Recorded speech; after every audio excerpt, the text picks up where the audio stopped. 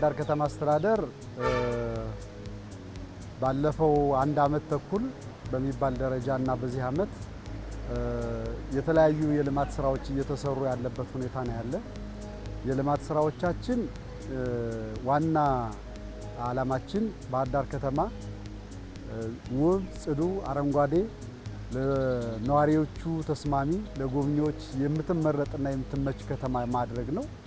ይሄ ብቻ ሳይሆን ዓለም አቀፍ ተወዳዳሪ የሆነች የቱሪዝም መዳረሻ ከተማ መዳረሻም ብቻ ሳይሆን ቱሪስቶች የሚቆዩባት ከተማና መሸጋገሪያ ሆና ልታገለግል የምትችል ከተማ የማድረግ ራዕይ አለን።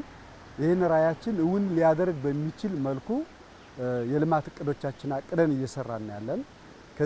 ከዚህ ውስጥ አንዱ የስማርት ባህር ዳር ፕሮጀክት ጽህፈት ቤት አቋቁመን እየሰራን ያለ ነው።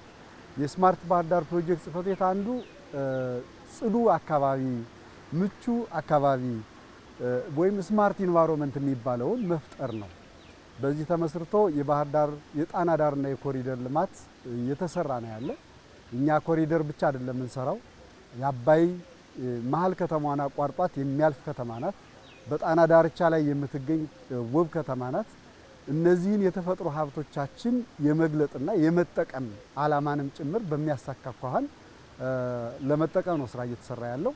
እስካሁን ባለው አሁን በጣና ዙሪያ ያሉ ወደ 9 የሚደርሱ ቦታዎችን ተደራሽ አድርገናቸዋል።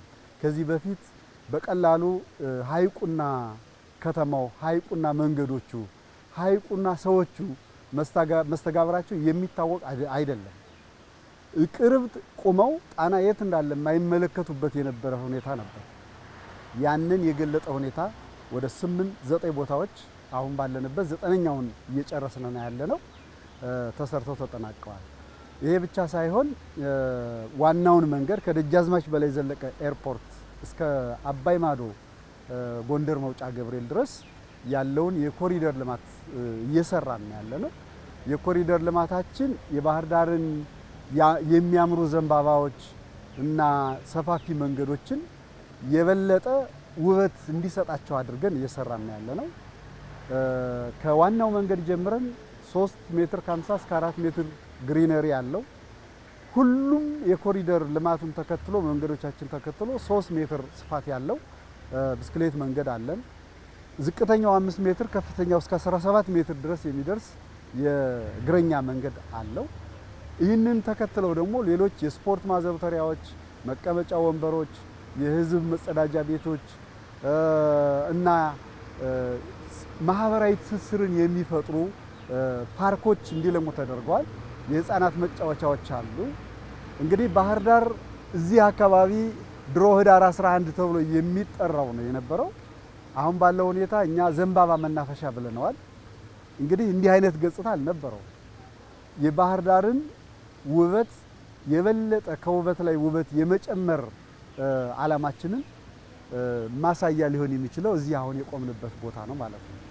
ከዚህ ወደፊትም ከዚህ ወደ ኋላ ብንመለስ ተመሳሳይ ገጽታ ያላቸው አካባቢዎች እየተፈጠሩ ነው ያሉ። በተለይ ከሐይቁ ጋር አስተሳስረን እየሰራናቸው ያሉ መዝናኛዎች የባህር ዳር ውበት የበለጠ የፈካበት የደመቀበት ከተማችን የምትወደድ የምትፈቀር ከተማ ናት። ግን የበለጠ ደግሞ ሰዎች ባህር ዳር እንደዚህ ነበረች እንዴ እንደ አዲስ እንደገና ውበቷን የተጎናጸፈችበት ሁኔታ ተፈጥሯል ማለት ነው። እንግዲህ ይህን መሰረት ተደርጎ የልማት ስራችን ተጠናክሮ ነው የቀጠለው። አሁንም በተመሳሳይ ከአባይ ወንዝ ጋር ተያይዘው የሚለሙ ልማቶች አሉን። የአባይ ማዶን ተመሳሳይ ገጽታ የሚያጎናጽፍ ልማት አሁን እየሰራን እያጠናቀቅን ያለንበት።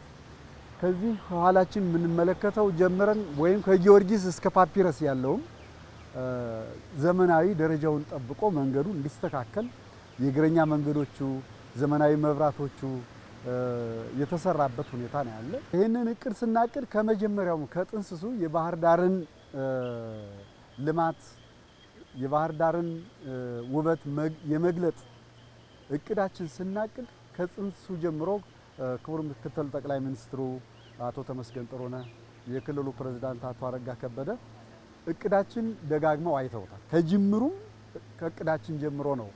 ከዛ በኋላ እቅዱን ወደ ተግባር ስንገባ በየጊዜው መጠው ጎብኝተው የጀመርናቸውን ስራዎች ተመልክተው በጅምር ያሉ ስራዎች ደግሞ ይሄ ቢጨመርበት ይሄ ቢስተካከል ብለው አመራሩን አበረታተው ህዝቡ እንዲሳተፍበት አድርገው ባለሀብቱ እንዲሳተፍበት አድርገው የመላ ህብረተሰቡን የጋራ ተሳትፎ ለማረጋገጥ የሚያስችል አመራር የተረጋገጠበት ነው። የባህር ዳር ከተማ ህዝብ መሪዎቹን በማዳመጥም በገንዘብ በሐሳብ ተሳታፊ ሆኗል። ልማቱንም ተቀብሎታል። ልማቱንም ይጠብቀዋል።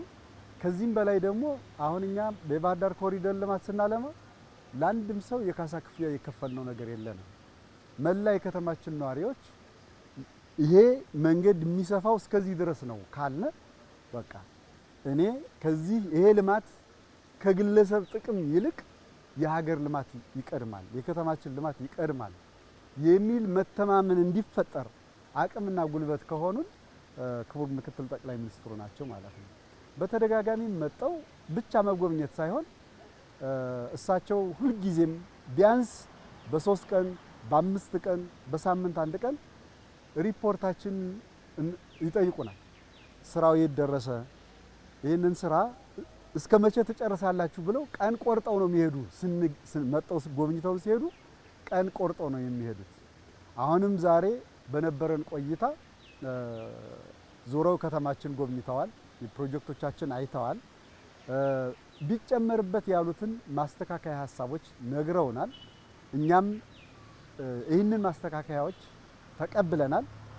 እነዚህን የተቀበልናቸውን ደግሞ እስከ መቼ ሰርተን እንደምናጠናቅቅም ጭምር ፕሮግራም ተሰጥቶናል ማለት ነው። በዚህ መልኩ የቅርብ ክትትል ነው የሚያደርጉልን። ታላቁን የአባይ ድልድይ በሌሊት ጎብኝተናል። በምሽት እንግዲህ ባህር ዳር ሰላም ናት። ክቡር ምክትል ጠቅላይ ሚኒስትሩ በማታ ወጥተው የባህር ዳር የአባይ ዳር ወንዝን ትልቁን ድልድይ ጎብኝተዋል። በምሽት ይህንን አደባባይ ጎብኝተዋል። የአልማ ወተር ፍሮንት መንገድ በማታ ጎብኝተዋል።